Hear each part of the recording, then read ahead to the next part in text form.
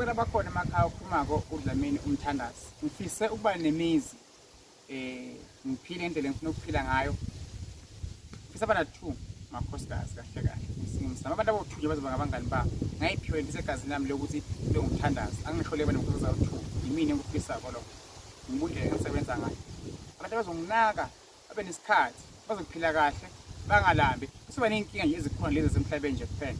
Ngibukela khona ekhaya. Ngawukhuluma nami njengomthazamini maqhathi unenkinga ufuna ukukhulekisa umthandazi zamanje njengamanje ngikhuleke ngiphumile nje ngishaya umoya kwesikhanda ngizokuplana ukuthi lo mnyaka lo ufuna ngiphile ngayiphi indlela inkomo zami ufuna nginaye kanjani ngakhe umuzi ufuna wakhe kanjani umuzi ufuna ngumaintain kanjani imoto ufuna ngibe nazo zingakhe empilweni yami impilo engifuna uyiphemile impilo ekanjani kahle kahle ngoba nephupho elifika nobaba wami owashona angibuza mina ngifuna ukuphila kanjani ngathi mina angazi mara manje sengiyazi ngifuna ukuphila kanjani ngibona khona ekhaya ukula kubusise ube kahle ushaye umoya khona uphumelelise emsebenzini ukuphinda kuphi ngithi ngiyanithanda ukuthi abakhona emakhaya inhliziyo enhle R Dlamini Mthandazi uthi love you Nkosi ngibusise bye bye.